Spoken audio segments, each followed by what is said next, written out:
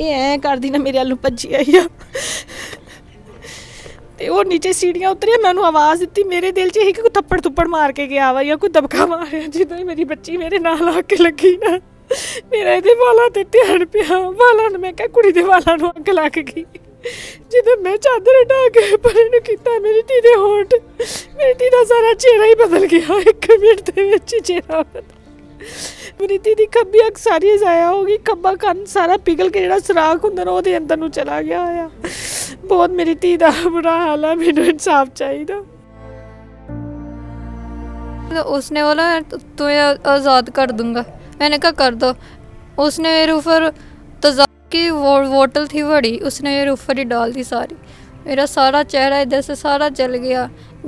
जो सोफ़ा था वो भी पिघल गया, चादर पिघल गई, हर शय पिघल गई उधर से। खर्चे से होती थी लड़ाई, खर्चा नहीं देता था, अच्छा बोलता नहीं था, शक करता था और मारता भी था। ये है ईशा, जिसकी चंद दिन पहले शादी होती है और शादी के कुछ दिन बाद इनका शोहर इनके ऊपर तेज़ाब फेंक के इनका जो शक्ल है, इनका जो हुलिया है वो बिगाड़ देता है और कहता है अगर आप मेरे साथ नहीं रहोगी तो आप किसी के साथ भी नहीं रहोगी। और ये हवा की बेटी हमारे साथ मौजूद है, इनसे बात करते हैं। थोड़ा सा बताइएगा क्या हुआ था उस दिन जब आपके शोहर आए और आपके साथ ये जुल्म किया, तेज़ाब फेंका?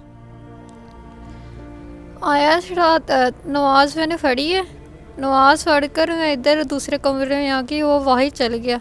अच्छा। और जब आया मैं लेटी हुई थी सोफे पर और उससे बातें कर रहा था। मैंने मतलब कि मेरा भाई ऐसे कहता है कि तुम कोई कत्ल वगैरह करो, हम तुम्हारे पीछे हैं, ऐसे नहीं हो आएंगे। कहता मैंने फैसला कर लिया, मैं आपको आज़ाद कर दूंगा।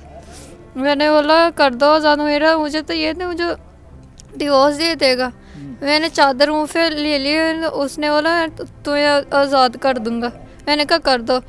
उसने मेरे ऊपर तज़ाक की बोतल थी बड़ी, उसने मेरे ऊपर ही डाल दी सारी। मेरा सारा चेहरा इधर से सारा जल गया। जो सोफ़ा था वो भी पिघल गया, चादर पिघल गई, हर शय पिघल गई उधर से। वो फिर वो भाग गया, मैं मामा को पास चली गई थी। लड़ाई क्यों होती थी आपके साथ? खर्चे से होती थी लड़ाई, खर्चा नहीं देता था, अच्छा बोलता नहीं था, शक करता था और मारता भी था। शादी तो कितने देर बाद थोड़ी लड़ाई हुई है? शादी तो तकरीबन महीने के बाद इन्हों के खर्चा तो लड़ाई होनी शुरू हो गई सी। 6-7 महीने इदा ही चलता रहा। मुड़ के महीना को नहीं आया साढ़े घर, जो असीं कहता कि असीं तलाक लैनी। महीने बाद अपने वालदैन नूं, मेरे जेठ नूं, सारिਆਂ ਨੂੰ ਲੈ ਕੇ आया वा। लिया के तो सुलह की कि एक मौका मैनू दे दो, एक मौका दे दो, एक मौका दे दो। असीं दे दिता मौका, तो तीसरे दिन ने मेरी बच्ची ते तेज़ाब पाता। शादी रिश्तेदारां च कीती, गैरां च कीती? गैरां च कीती। गैरां च कीती सी? हाँ जी गैरां। रिश्ता किवें होया इनदा? ਇਹ ਮੈਂ ਜਿੱਧਰ ਕੰਮ ਕਰਦੀ ਸੀ ਨਾ, ਉਹਨਾਂ ਦੇ ਬੱਚਿਆਂ ਨੂੰ ਇਹ ਮਤਲਬ ਕਿ ਲਾਹੌਰ ਯੂਨੀਵਰਸਿਟੀ ਦੇ ਵਿੱਚ ਛੱਡਣ ਆਉਂਦਾ ਸੀ, ਲੈਣ ਜਾਂਦਾ ਸੀ। ਉਹ ਡਾਕਟਰੀ ਦੇ ਕੋਰਸ ਕਰਦੀਆਂ ਸੀ ਬੱਚੀਆਂ। ਕੀ ਮਾਮਲਾ ਬਣੇ ਨੇ, ਕਿਵੇਂ ਆਇਆ ਉਹ, ਕਿਵੇਂ ਇਹਨਾਂ ਨੂੰ ਤੇਜ਼ਾਬ ਸੁੱਟ ਕੇ ਚਲਾ ਗਿਆ? ਅਸੀਂ ਸਵੇਰ ਨਮਾਜ਼ ਤੋਂ ਬਾਅਦ ਸੌ ਗਏ ਆ ਤੇ ਨਮਾਜ਼ ਪੜ੍ਹ ਕੇ ਲੇਟ ਗਏ। ਇਹ ਵੀ ਲੇਟ ਗਈ ਆ। ਉਹ ਬਾਹਰ ਚਲਾ ਗਿਆ ਸੀ। ਮੇਰੇ ਮੀਆਂ ਨਾ ਮੰਡੀ ਚੋਂ ਨੀਚੋਂ ਦਾਣੇ ਵਗੈਰਾ ਹੁੰਦੇ, ਦਾਣਾ ਮੰਡੀ ਜਿਹੜੀ ਹੈ ਨਾ ਉੱਥੋਂ, ਇਹ ਸਵੇਰ ਚਲੇ ਗਏ ਸੀ। ਉਹ 6 ਵਜੇ ਆਇਆ ਵਾ। ਆ ਕੇ ਜਦੋਂ ਚਲੇ ਗਏ ਨਾ, ਉਹ ਆਇਆ ਅੰਦਰ। ਇਹਨੂੰ ਕਹਿਣ ਲੱਗਾ ਕਿ ਮੇਰਾ ਭਰਾ ਕਹਿੰਦਾ ਕਿ ਤੂੰ ਨਾ ਰੋਜ਼ ਬੀਵੀ ਦੀਆਂ ਮਿੰਨਤਾਂ ਕਰਨ ਲਈ, ਸਾਨੂੰ ਕਹਿੰਦਾ ਅਸੀਂ ਨਹੀਂ ਜਾਣਾ ਹੈਗਾ ਤੇਰੀ ਬੀਵੀ ਦੀਆਂ ਮਿੰਨਤਾਂ ਕਰਨ ਲਈ। ਤੂੰ ਕੋਈ ਵੱਡਾ ਕੰਮ ਕਰ, ਕੋਈ ਕਤਲ ਕਰ, ਕੋਈ ਡਕੈਤੀ ਕਰ, ਅਸੀਂ ਤੇਰੇ ਪਿੱਛੇ ਵੀ ਜਾਈਏ। ਇਹ ਕਿ ਬੁੱਢੀ ਦੀਆਂ ਮਿੰਨਤਾਂ ਕਰਨ ਲਈ ਜਾਈਏ। ਤੇ ਕਹਿੰਦਾ ਹੁਣ ਨਹੀਂ ਮੈਂ ਕਿਸੇ ਨੂੰ ਵੀ ਲਿਆਉਣਾ। ਤੇ ਇਹਨੇ ਅੱਗੋਂ ਕਿਹਾ ਕਿ ਮੈਂ ਕਿਹੜਾ ਭਾਈ ਹੁਣਾਂ ਨੂੰ ਕਿਹਾ ਕਿ ਤੁਸੀਂ ਮੇਰੀਆਂ ਮਿੰਨਤਾਂ ਕਰੋ ਤੇ ਤੁਸੀਂ ਨਾ ਕਰੋ। ਕਹਿੰਦਾ ਨਹੀਂ ਹੁਣ ਮੈਂ ਤੈਨੂੰ ਆਜ਼ਾਦ ਕਰ ਦੇਣਾ। ਇਹਦੇ ਦਿਲ 'ਚ ਆਜ਼ਾਦ ਹੈ ਕਿ ਮੈਨੂੰ ਖੁੱਲ੍ਹਾ ਦੇ ਦੇਗਾ। ਤੇ ਇਹਨੇ ਕਿਹਾ ਠੀਕ ਆ, ਜਿੱਦਾਂ ਤੇਰੀ ਮਰਜ਼ੀ ਆ। ਫਿਰ ਕਹਿੰਦਾ ਮੈਂ ਕਰਦਾ ਆਜ਼ਾਦ। ਇਹਨੇ ਕਿਹਾ ਕਿ ਜੇ ਅਗਰ ਮੈਂ ਫਿਰ ਬੋਲੀ ਤੇ ਮੰਮਾ ਨੇ ਕਹਿਣਾ ਕਿ ਹੁਣ 3 ਦਿਨ ਹੋਏ ਸੁਲ੍ਹਾ, 4 ਦਿਨ ਕਰਾਇਆ ਨੂੰ, ਤੇ ਤੂੰ ਫਿਰ ਅੱਗੋਂ ਬੋਲੀ ਤੇਰਾ ਕਸੂਰ ਆ। ਇਹਨੇ ਮੂੰਹ ਤੇ ਚਾਦਰ ਲੈ ਲਈ।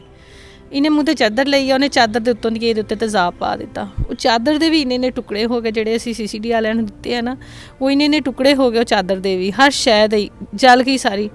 ਇਹ ਭੱਜੀ ਆਈ ਆ ਮੇਰੇ ਵੱਲ ਨੂੰ, ਚੀਖਾ ਮਾਰਦੀ, ਮੰਮਾ ਮੰਮਾ ਕਰਦੀ। ਇਹਦੇ ਉੱਤੇ ਚਾਦਰ ਸੀ, ਮੈਂ ਨਹੀਂ ਦੇਖੀ ਚਾਦਰ, ਚਿਹਰਾ ਨਹੀਂ ਇਹਦਾ ਦੇਖਿਆ। ਇਹ ਐਂ ਕਰਦੀ ਨਾ ਮੇਰੇ ਵੱਲ ਨੂੰ ਭੱਜੀ ਆਈ ਆ ਤੇ ਉਹ ਨੀਚੇ ਸੀੜੀਆਂ ਉਤਰਿਆ। ਮੈਂ ਉਹਨੂੰ ਆਵਾਜ਼ ਦਿੱਤੀ। ਮੇਰੇ ਦਿਲ 'ਚ ਇਹੀ ਕਿ ਕੋਈ ਥੱਪੜ ਥੁੱਪੜ ਮਾਰ ਕੇ ਗਿਆ ਵਾ ਜਾਂ ਕੋਈ ਦਬਕਾ ਮਾਰਿਆ। ਜਦੋਂ ਹੀ ਮੇਰੀ ਬੱਚੀ ਮੇਰੇ ਨਾਲ ਆ ਕੇ ਲੱਗੀ ਨਾ, ਮੇਰਾ ਇਹਦੇ ਵਾਲਾਂ ਤੇ ਧਿਆਨ ਪਿਆ। ਵਾਲਾਂ ਨੂੰ ਮੈਂ ਕਿਹਾ ਕੁੜੀ ਦੇ ਵਾਲਾਂ ਨੂੰ ਅੱਗ ਲੱਗ ਗਈ। ਜਦੋਂ ਮੈਂ ਚਾਦਰ ਢਾ ਕੇ ਪਰੇ ਨੂੰ ਕੀਤਾ, ਮੇਰੀ ਧੀ ਦੇ ਹੋਂਠ, ਮੇਰੀ ਧੀ ਦਾ ਸਾਰਾ ਚਿਹਰਾ ਹੀ ਬਦਲ ਗਿਆ। 1 ਮਿੰਟ ਦੇ ਵਿੱਚ ਚਿਹਰਾ ਬਦਲ। ਫਿਰ ਅਸੀਂ ਨੀਚੇ ਉਤਰੇ। ਬਾਹਰ ਲੋਕਾਂ ਨੂੰ ਚੀਖਾ ਪੁਕਾਰ ਕਰਕੇ ਲੋਕਾਂ ਨੂੰ ਇਕੱਠਿਆ ਕੀਤਾ। ਸਾਨੂੰ ਉਹਨਾਂ ਨੇ ਵਕਤੀ ਤੌਰ ਸਮੁੰਦਰੀ ਦੇ ਜਿਹੜੇ ਹੌਸਪੀਟਲ 'ਚ ਸਾਨੂੰ ਭੇਜ ਦਿੱਤਾ। ਜਦੋਂ ਅਸੀਂ ਸਮੁੰਦਰੀ ਦੇ ਹੌਸਪੀਟਲ 'ਚ ਗਏ, ਉਹਨਾਂ ਨੇ ਸਾਨੂੰ ਰੈਫਰ ਕਰਤਾ ਫੈਸਲਾਬਾਦ ਲੈਟ ਹੌਸਪੀਟਲ 'ਚ। ਲੈਟ ਹਸਪੀਟਲ ਵਾਲਿਆਂ ਨੇ ਇਹਦੀਆਂ 3 ਸਫਾਈਆਂ ਹੋਈਆਂ ਨੇ, 1 ਸਰਜਰੀ ਹੋਈ ਆ, ਹਜੇ ਕਹਿੰਦੇ ਕਿ 6-7 ਸਰਜਰੀਆਂ ਹੋਰ ਹੋਣੀਆਂ, ਫਿਰ ਇਹਦਾ ਚਿਹਰਾ ਥੋੜਾ ਬਹੁਤਾ ਠੀਕ ਹੋਣਾ, ਸਾਰਾ ਫਿਰ ਵੀ ਠੀਕ ਨਹੀਂ ਹੋਣਾ। ਮੇਰੀ ਧੀ ਦੀ ਖੱਬੀ ਅੱਖ ਸਾਰੀ ਜ਼ਾਇਆ ਹੋ ਗਈ, ਖੱਬਾ ਕੰਨ ਸਾਰਾ ਪਿਘਲ ਕੇ ਜਿਹੜਾ ਸੁਰਾਖ ਹੁੰਦਾ ਨਾ ਉਹਦੇ ਅੰਦਰ ਨੂੰ ਚਲਾ ਗਿਆ ਹੋਇਆ।